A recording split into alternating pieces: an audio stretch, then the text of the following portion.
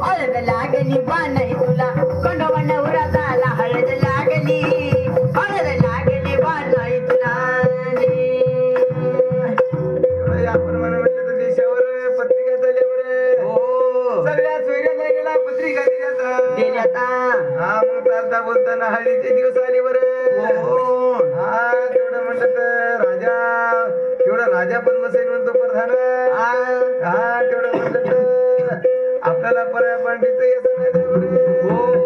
तेवढं प्रधान हो हा तेवढं म्हणलं सगळ्या सोय ज्या प्रमाणे पळस फुलं येतो हो बावळ्याला शेंगा लागतो बरं